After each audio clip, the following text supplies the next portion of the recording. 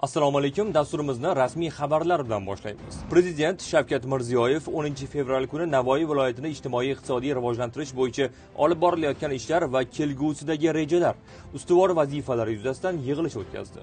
Yakunda davlatimiz rahbari bildirilgan reja va takliflarni ma'qullab, ularning ijrosi aholi hayotiga aniq o'zgarishlar olib kelishi lozimligini ta'kidladi. Mutasaddilarga tegishli ko'rsatmalar berdi. O'zbekiston Respublikasi Prezidenti Shavkat Mirziyoyev 10-fevral kuni Qirg'iz Respublikasi Prezidenti Sadir Japarov bilan telefon orqali muloqot qildi. Muloqotda mamlakatlarimiz o'rtasidagi do'stlik, yaxshi qo'shnichilik va keng qamrovli strategik sheriklik munosabatlarini yanada mustahkamlash masalalari ko'rib chiqildi. O'zbekiston Respublikasi Prezidenti Shavkat Mirziyoyev 10-fevral kuni Osiyo infratuzilmaviy investitsiyalar banki prezidenti Zhou Tsiay boshchiligidagi delegatsiyani qabul qildi. O'zbekistonning Osiyo infratuzilmaviy investitsiyalar banki bilan strategik sheriklikni kengaytirishning amaliy masalalari atroflicha muhokama qilindi. Davlatimiz rahbari 9-fevral kuni qishloq xo'jaligida yangi yerlarni o'zlashtirish va sohada ilm-fanni yangi bosqichga olib chiqish bo'yicha takliflar taqdimoti bilan tanishdi. 2030-yilgacha 938 ming gektar yaylovlarni o'zlashtirish va holatini yaxshilash rejalari taqdimot qilindi. Prezident Shavkat Mirziyoyevning Pokistonga davlat tashrifi do'stlik hamda strategik sheriklikni mustahkamlashga yangi sur'at bag'ishlangani bilan tarixiy ahamiyat kasb etdi. O'zbekiston Respublikasi Prezidentining mahalliy mahsulotlar ishlab chiqarilishini kengaytirish, sanoat tarmoqlari va aholi iste'moli uchun zarur bo'lgan mahsulotlarni o'zlashtirish hamda ishlab chiqarish hajmlarini ko'paytirishda bozor mexanizmlarini keng joriy qilish, mahalliy tadbirkorlik subyektlari va yirik korxonalar o'rtasida sanoat kooperatsiyasini tizimli kengaytirish, davlat xaridlarida mahalliy mahsulotlar xaridini rag'batlantirish hamda qo'llab-quvvatlashni takomillashtirish maqsadiga qaratilgan farmoni e'lon qilindi. Davlatimiz rahbari ishtirokida yuqori templarda o'tkazilayotgan uchrashuv va muzokaralar, yurtimizda olib borilayotgan keng ko'lamli islohotlar xususidagi rasmiy xabarlar bilan tanishib boring.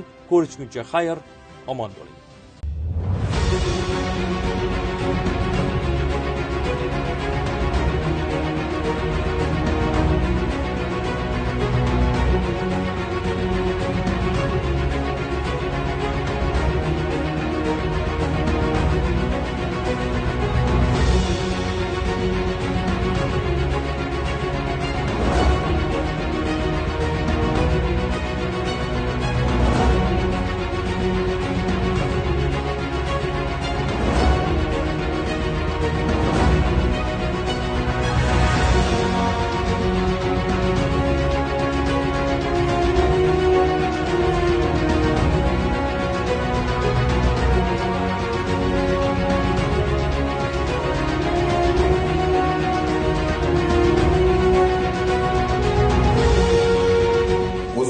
Respublikasi mahallalari uyushmasi, Respublika ma'naviyat ma'rifat markazi, O'zbekiston badiiy akademiyasi, Yoshlar ishlari agentligi hamda yozuvchilar uyushmasi o'rtasida o'zaro hamkorlik memorandumi imzolandi.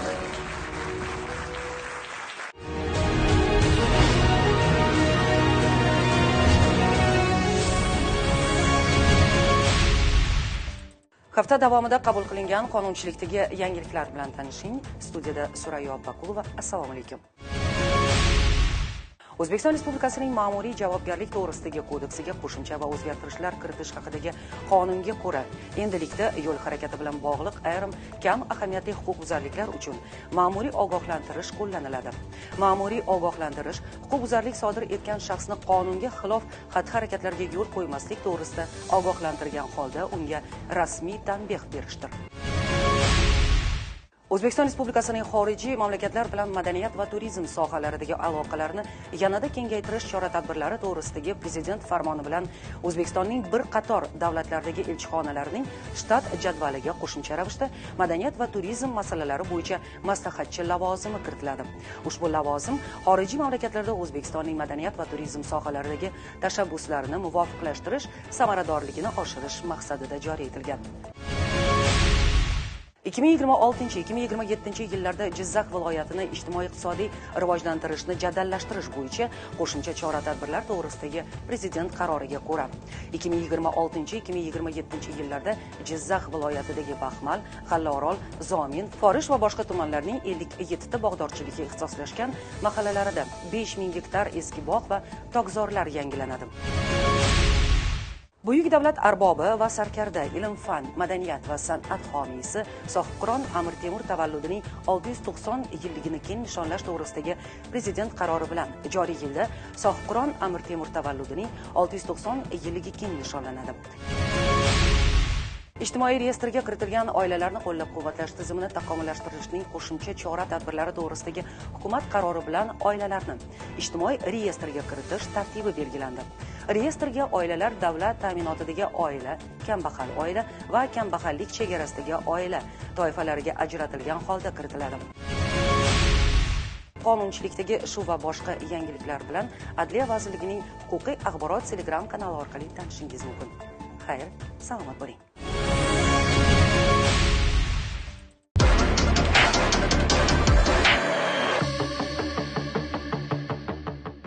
Assalomu alaykum mahalladoshlar. Bugungi ma'lumotlarimiz albatta siz uchun foydali bo'ladi. Jamshid aka, umuman tozalik va ozodalik oyligi boshlanish arafasida. Bu oylik qanday o'tkaziladi bu yil? Shu haqida ma'lumot bersangiz. Assalomu alaykum.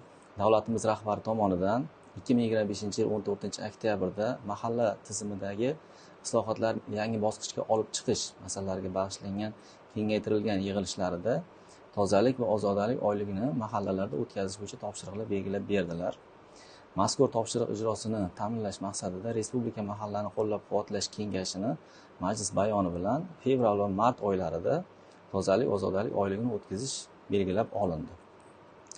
Mazkur oylik doirasida obod xonadon, obod ko'cha, obod mahalla tamoyillari asosida har bir mahallada, har bir ko'chada, har bir xonadonda qilinadigan ishlarimiz rejasi shakllantirildi. Bugungi kunda ushbu rejalar asosida ishlarni boshlash arafasidamiz.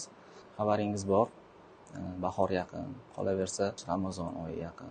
Ushbu oylarni munosib kutib olish maqsadida mahallalarimizda har hafta shanba va yakshanba kunlari ommaviy hasharlar tashkil etishni rejalashtirib olganmiz. Bugungi kunda xususan yakka tartibdagi xonadonlarimiz mavjud bo'lgan 3.850.000 ta xonadonlarimiz bor. Ushbu xonadonlarimizda ta'mirlash va tozalash ishlarini tashkil etishni rejalashtirib olganmiz. Xususan obod ko'cha tamoyili asosida 159.000 dan oshiq mahallalarning ichki ko'chalari mavjud. Bugungi kunda ushbu ko'chalarda ham obodonlashtirish, ko'kalamzorlashtirish ishlarini tashkil qilamiz. Qolaversa mahallalarimizda 10.221 ta qabristonlar mavjud. Ushbu qabristonlarda ham obodonlashtirish, ko'kalamzorlashtirish ishlarini tashkil qilamiz. Jamshid aka, bahor oyida, ya'ni bahor mavsumida Yashil makon umummilliy loyihasi doirasida ham juda katta ko'lamda ishlar amalga oshiriladi-da. Albatta. Nechta ko'chat o'tkazish rejalashtirilgan bu yil? 25-yil bahor va kuz mavsumlarida 46 milliondan oshiq daraxt va mevali, manzarali daraxt ko'chatlari va bo'ta ko'chatlarini mahallalarda aholi tomorqalari atrofida ekishga erishdik va bugungi kunda ushbu tadbirni davom ettirish maqsadida joriy yil bahor mavsumida ham 20 milliondan oshiq mevali, manzarali va bo'ta ko'chatlarni ekishni rejalashtirib olganmiz. Jamshid aka, rahmat ma'lumotlar uchun, savollarga javoblar uchun rahmat. Ishlaringizga omad tilaymiz. Rahmat sizlarga. Albatta, bugungi ko'rsatuvimiz, bugungi suhbatimiz siz uchun foydali bo'ldi deb umid qilamiz. Keyingi loyihalarimizda ko'rishguncha omon bo'ling.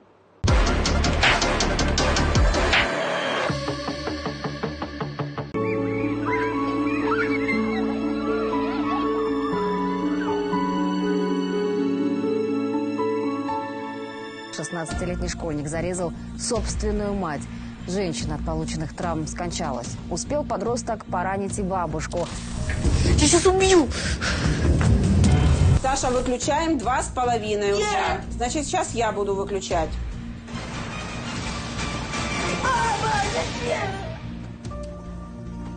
Какая же ты дура! Пошла ты на дура! Чтоб ты сдохла!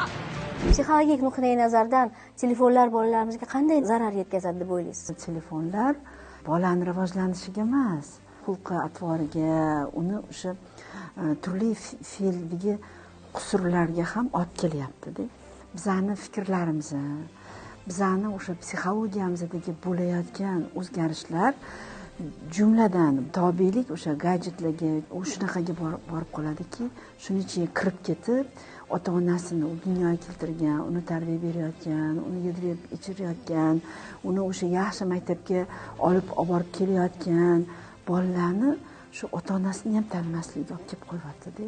Telefon o'ynama, bu zarar deymiz, lekin o'zimiz mana shu o'zimiz aytganlarimizga amal qilmaymiz, shundaymi? O'zimizni mana so'z bilan amal birligi degan narsa bor-da, tarbiyada bu juda katta ahamiyatga ega. Bu telefon informatsiyasiga berilib ketish gohida mana shunaqangi o'zini salomatligiga ham, ruhiyatiga ham, fe'l-atvoriga, kattalarga nisbatan munosabatiga, bepisandlikka juda ko'p ta'sir qiladi.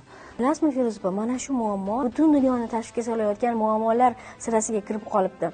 Chunki mana shu telefonlar orqali shu kerakli va keraksiz ma'lumotlar bilan miyani to'ldirilishi, hatto kichkina chaqaloq ham qo'lingizga olganingizdan keyin uni katta ehtiyoji unga shunchaki ko'tarishmasin, unga qanaqadir hissiy jihatdan uni qo'llab-quvvatlovchi qanaqadir so'zlarni eshitgisi keladi.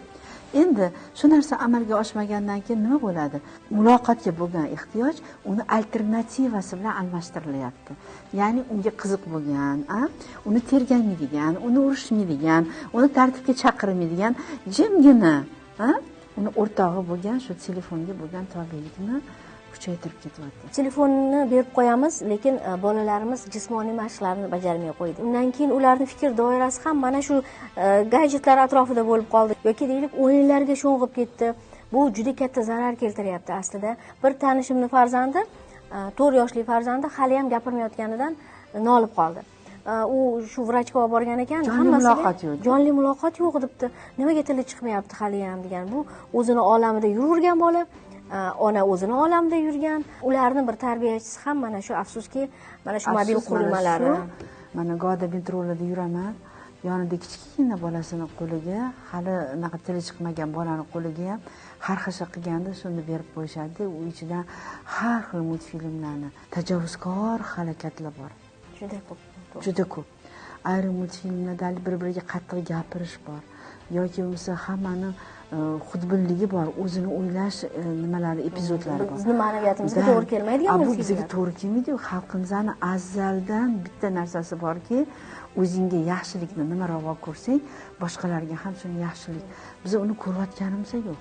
So'nggi tadqiqotlar o'sha yosh avlodni, ayniqsa Z avlodni o'z mustaqil fikriga ega bo'lmagan, faqatgina mana shu virtual olamda yashaydigan, ters, qisqa ma'lumotlarnigina hazm qila oladigan, o'ylab mushohada qilmaydigan bir avlod bo'lib shakllanayotganini afsus bilan ta'kidlashmoqda. To'g'ri. Mana shu fikrga nima deysiz? IQsi pasayib ketyapti. Bizning prezidentimiz aytadi. Ota-onalarning qo'lida bola bu bir omonat. Omonatga xiyonat qilish kerak emas.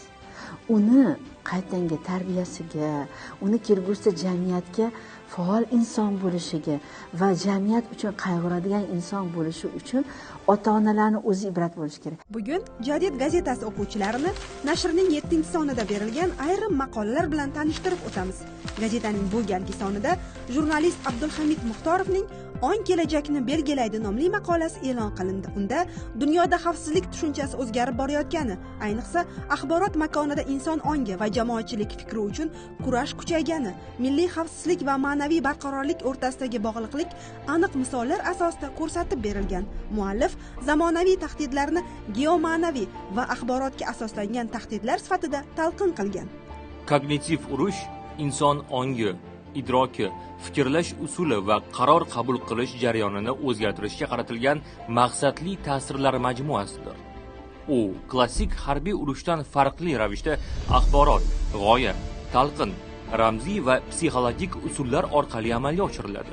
Gibrid tahdid bu bir vaqtning o'zida bir nechta turdagi ta'sir va bosim vositalarini uyg'un holda qo'llash orqali davlat, jamiyat yoki muayyan guruhni beqarorlashtirish, zaiflashtirish yoki boshqarishga qaratilgan kompleks tahdiddir. Bobur davrida davlat boshqaruvida vijdon, adolat va ma'naviy mas'uliyat mezon sifatida ko'rilgan. Jadidlar davrida esa xuddi shu ruh boshqa shaklda maktab, matbuot, ma'rifat va jamoat ongi orqali namoyon bo'ldi. Gazetaning bu galgi sonida muallif Munisjon Hakimovning ayni mavzuga doir Bir ruh, ikki davr nomli maqolasi berilgan. Unda Bobur zamoni va jadidlar davri, bitta ruhiy oqimning turli bosqichlari, ya'ni ular orasida asrlar bor. Ammo maqsad bir: millatni asrash, inson qadrini saqlash va kelajakka umid qoldirish xususida so'z boradi. Zahiriddin Muhammad Boburning davlatchilik tafakkuri faqat Shamshirga emas, aql va vijdonga tayangani bilan ajralib turadi. Bobur uchun hokimiyat g'alaba ramzidan ko'ra javobgarlik mezoni edi. Shu bois u o'z faoliyatini bezab ko'rsatishga emas, anglashga va xatolardan xulosa chiqarishga intildi. Shuningdek, gazetaning bu galgi sonida ijodkor Jamoliddin Badalovning maqolasi mushtariylar e'tiboriga havola etildi.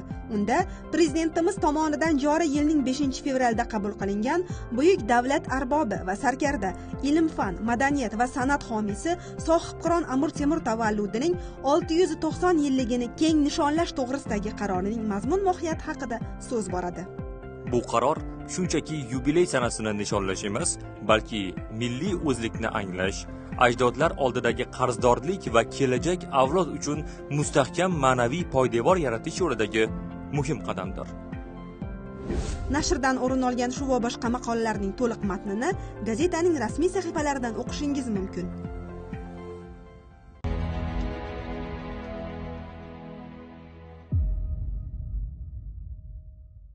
Suhbatimiz boshidan bu sohaga qanday kirib kelganingiz haqida boshlasak. Bobom Ikkinchi jahon urushi qatnashchisi bo'lib, urushdan keyin uzoq yillar ichki ishlarda podpolkovnik lavozimigacha, nafaqagacha xizmat qilib kelganlar. Bir so'zi bilan aytganda, harbiy libos kiygan vatan himoyachilari oilasida dunyoga kelganmiz va shu kasbni davom ettirib kelyapman.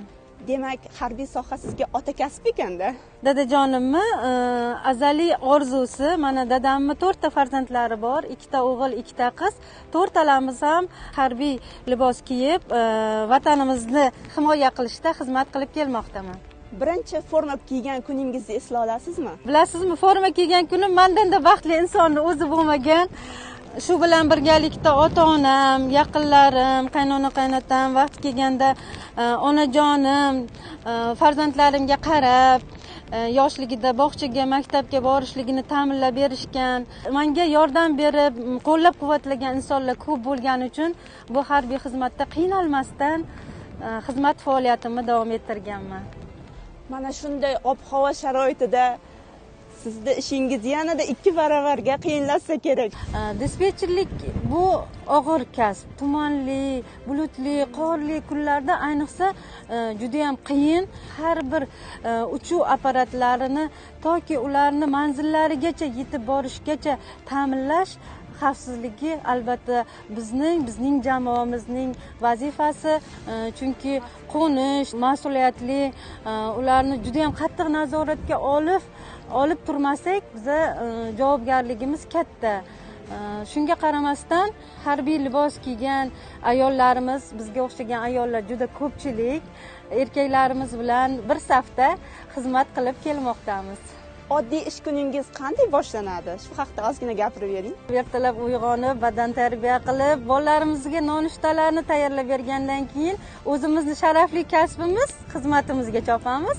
Harbiy ayol farzandlarini qanday tarbiya qiladi? Juda qattiq qo'l qilib tayyorladim, tarbiyaladim. Gohida shundan xafa bo'lib ketgan vaqtlarim ham bo'ldi. Lekin mana bugungi kunga kelib o'z mevasini berdi.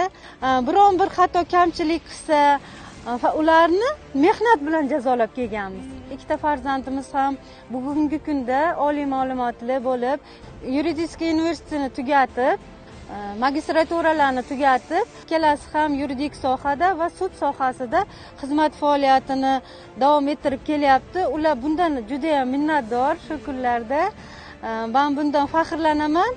Zamonaviy harbiylarning qiyofasi qanaqa deb o'ylaysiz? Zamonaviy harbiy libos kiygan harbiy xizmatchilarimizga keladigan bo'lsak, sportchilar bo'lish kerak, chaqqon bo'lish kerak, shiddatli bo'lish kerak, har bir qarorni tezda bajara oladigan bo'lish kerak.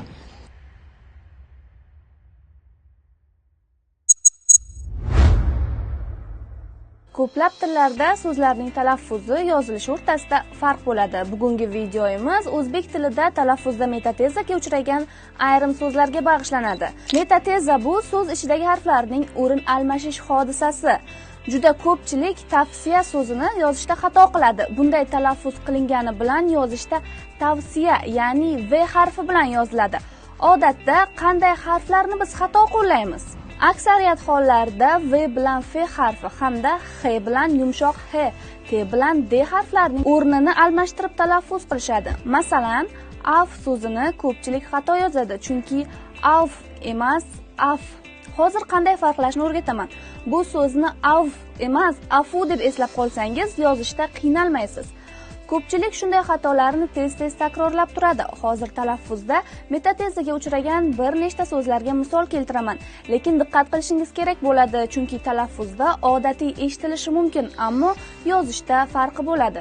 Avtobus emas, avtobus. Avtomobil emas, avtomobil. Avtoritet emas, avtoritet. Avtomat emas, avtomat. Xavfsizlik emas, xavfsizlik. Xavfli emas, xavfli. Aktiv emas, aktiv. O'ylaymanki, bu video siz uchun manfaatli bo'ladi. Xayr, salomat bo'ling. Bugun milliy armiyamiz saflarida xizmat qilayotgan askar va zobitlar nafaqat tezkor qarorlar qabul qila oladigan, balki shunga mutanosib ma'naviy yetuk tafakkuri teran bo'lmog'i darkor. Shu nuqtai nazardan O'zbekiston Respublikasi Qurolli Kuchlarida muddatli harbiy xizmatni o'tayotgan harbiy xizmatchilarni fidoyi shaxslar etib tarbiyalash davlat siyosatining ustuvor yo'nalishlaridan biridir. Shubhasiz, mazkur jarayonda kitobxonlik madaniyatini oshirishning o'ziga yarasha o'rni bor. 1 million kitob masalasida 100 ta eng asosiy adabiyotlarni tanlab olish bo'yicha tanqidiy tahliliy uchrashuv bo'lib o'tdi. Ushbu uchrashuvda biz respublikamizda harbiy sohada ham, umuman xavfsizlik sohasida ham ma'naviy tahdidlar, aytaylik, harbiy tahdidlarga qarshi turishda g'oyaviy jangchi masalasi, g'oyaviy jangchi konsepsiyasidan kelib chiqib, bugun proaktiv askarni yaratish masalasida demak, kitoblarni tanlash, mazmun mohiyati nuqtai nazardan har bir kitobni tanlaganda uning yoshiga, uning rutbasiga qarab, uning ta'sir darajasini ma'naviy ma'rifiy tahlil qildik va sotsiopsixologik tahlil masalalari ham ilgari surilyapti. Demak, har bir kitob bu askar ongini chin ma'noda o'zgartira olishi kerak. Ushbularni hisobga olib, markazimiz O'zbekiston Respublikasi Mudofaa vazirligi, Yozuvchilar uyushmasi, Fanlar akademiyasining Tarix instituti, Yoshlar ishlari agentligi hamda Qurolli kuchlar tarkibiga kiruvchi vazirlik va idoralar hamkorligida yig'ilish tashkil etildi. Ta'kidlandiki, kitob eng beminnat do'st, aql mayoidir. Fidoyilik va jasorat, vatanga muhabbat kabi tuyg'ularning mustahkamlanishida ham kitob eng samarali tarbiya vositasidir. 100 ta kitob loyihasi tavsiya etildi. Bu kitoblar o'sha muhtaram prezidentimizni talablari asosida ishlab chiqilgan va bugungi zamonda harbiy xizmatchilarimiz uchun, ichki ishlar xodimlari uchun, milliy gvardiya xodimlari uchun eng zarur bo'lgan asarlar. Bu yerda jahon adabiyoti ham bor, o'zbek adabiyoti ham bor. Eng asosiysi bizni quvontiradigan mana forma kiyib ichki ishlar tizimidagi qurolli kuchlar tizimida xizmat qilayotgan xodimlarimizni ham kitob o'qishga jalb qilish, ularning ma'naviy ma'rifiy bir tafakkurni kengaytirish borasida qilinyapti. Badiiy adabiyotlar orqali askarlar ajdodlar ko'rsatgan qahramonligi va jasoratdan ruhlansalar, zamonaviy taktik mashg'ulotlar haqidagi kerakli va zarur ma'lumotlar ham ular faoliyatida birdek zarur. Qolaversa, yurtga sadoqat kabi ezgulik bilan yo'g'rilgan tushunchalar va qadriyatlar ham aynan kitoblarda samarali talqin etilgan. Tariximizni muhim qahramonlari, sarkardalari jasorati bilan faxrlanish tuyg'usini o'zida aks ettiradigan adabiyotlar ro'yxatini ko'rib chiqish, shakllantirish va ularni tasdiqlash masalasi bo'yicha demak bugungi tadbirimiz bo'lib o'tdi. Bu juda ham muhim va dolzarb masala, chunki harbiy xizmatchilarni ham ma'naviy jihatdan, ham ularni ruhan tayyorlash nuqtai nazaridan adabiyotlar juda ham muhim. Shunday qilib, barcha harbiy qismlar va muassasalarning vatanparvarlik, ma'naviy axloqiy tarbiya, badiiy adabiyotlar bilan tizimli ravishda ta'minlashga jiddiy bel bog'landi. Mazkur adabiyotlar harbiy xizmatchilarning bo'sh vaqtlarini mazmunli tashkil etish, ularni zararli odatlardan uzoqlashtirish, ijtimoiy faolligini oshirishga xizmat qiladi. Harbiy sohaga ham o'ta salohiyatli yoshlarni, o'quvchilarni qiziqtirib olib kelinsa, bu sohaning rivojiga, takomiliga albatta yaxshi xizmat qiladi. Qolaversa har bir inson o'zining insoniylik fazilatlari ustida ishlashi uchun u tafakkurni o'stirib borishi kerak bo'ladi. Tafakkur esa o'z-o'zidan chuqur mazmunli kitoblar orqali amalga oshiriladi. Xulosa o'rnida ma'naviy yetuk bilimli va vatanparvar askar mamlakat tinchligi va osoyishtaligi vatan taraqqiyotining ishonchli kafolatidir. Bu yo'lda kitobxonlik targ'iboti eng ishonchli va samarali vosita bo'lib qolaveradi.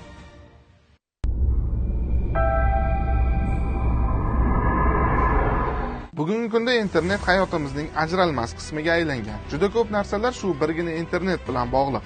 Lekin shu joyda bir savol tug'iladi. Internetda biz haqiqatdan ham xavfsizmizmi? Psixologiyada xavfsizlik hissi insonning asosiy ehtiyojlaridan biri hisoblanadi. Maslow ehtiyojlar piramidasiga ko'ra xavfsizlik fiziologik ehtiyojlardan keyingi eng muhim pog'ona. Agar inson o'zini xavfsiz his qilmasa, uning ruhiy barqarorligi, o'ziga bo'lgan ishonchi va ijtimoiy faolligi pasayadi. Internet makonida esa xavfsizlik ikki darajada namoyon bo'ladi. Texnik xavfsizlik va psixologik xavfsizlik. Texnik xavfsizlik bu shaxsiy ma'lumotlarning himoyasi, parollar, bank kartalari, shaxsiy yozishmalar. Bu insonning internetda o'z fikrini erkin bildira olishi, kamsitilish yoki tahqirdan qo'rqmasligi, shaxsiy hayoti oshkor bo'lib ketishidan xavotir olmasligi. Yana bir muhim omil raqamli is tushunchasi. Internetda qoldirilgan post, izoh yoki rasm ma'lum ma'noda saqlanib qoladi. Bu esa ong ostida doimiy nazorat ostida bo'lish hissini shakllantiradi. Natijada inson o'zini erkin emas, balki ehtiyotkor va ba'zan sun'iy tutadi. Kiberbullying, ya'ni internet orqali haqorat va bosim o'tkazish ham psixologik xavfsizlikka jiddiy tahdid soladi. Ayniqsa o'smirlar orasida bu o'ziga ishonchning pasayishi, xavotir va hatto depressiv holatlarga olib kelishi mumkin. Xo'sh, nima qilish mumkin? Birinchidan, raqamli gigiyenani shakllantirish zarur. Kuchli parollar, ikki bosqichli tasdiqlash va shaxsiy ma'lumotlarni ortiqcha ulashmaslik bu minimal himoya choralaridir. Ikkinchidan, psixologik chegaralarni belgilash muhim. Miyada aylanayotgan har bir fikrni yozish, internetdagi har bir bahsga aralashish albatta majburiy emas. Uchinchidan, vaqtni boshqarish. Doimiy onlayn bo'lish miyani ortiqcha axborot yuklamasi bilan to'ldiradi. Bu esa xavotir va charchoqqa olib keladi. Raqamli dunyoda yashar ekanmiz, undan o'zimizni muhofaza qilish yo'llari haqida ham bosh qotirishimiz kerak. Endi menimcha teleboshlovchi blogerlar kerak bo'lmay qoladi-yu. Endi bitta dona sun'iy intellekt sayti bilan siz xohlagan odam qiyofasiga kirib gapira olishingizni bilarmidingiz? Bu AIdan foydalanish uchun sizga tezligi yaxshi bo'lgan internet, yashil fon va chiroq va oddiy kamera bo'lsa kifoya. Sun'iy intellekt nomini video oxirida aytaman. Ketdik. Juda ham tushunarli va oddiy qilib tushuntirib berish uchun bizga mashhur insonlarning rasmlari kerak bo'ladi. Xo'p, birinchi bo'lib Shukrullo Isroilovning rasmlaridan foydalanib turamiz. Ko'rib turganingizdek 80% o'xshashlik bor. Keyingi rasm esa Mr. Beast. 70% o'xshashlik bor. Zahiriddin Muhammad Boburning birinchi prototipi. Keyingisi esa J-Lo. O'xshashlik yaxshi, yomon emas. Biz Einstein rasmlarini ham sinab ko'rmoqchimiz. 80% o'xshashlik bor. Sayt nomi Descartes AI. Marhamat, sinab ko'ring. Google Chrome yoki o'zimizga qulay bo'lgan internet ilovasidan Descartes AI deb yozamiz va ko'rib turganingizdek juda ham oson va sodda formuladagi platforma kelib chiqadi. Xo'p, unga biz xohlagan rasmimizni referens sifatida yuboramiz. Va tepada ko'rib turganingizdek ikkita yashil fon bor. Birinchisida siz yuborgan rasm referensi, ikkinchi tomonda esa o'zingizning xatti-harakatlaringiz klonlashadi. Sizga bundan ham qiziq ma'lumotlarni yetkazishga harakat qilamiz. Bizni kuzatishda davom eting.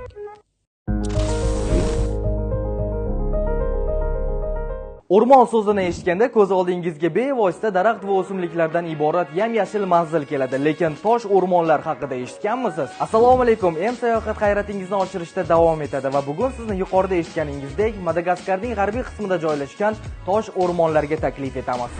Tasavvur qiling, siz yer yuzidagi eng o'tkir tosh o'rmon ichida turibsiz.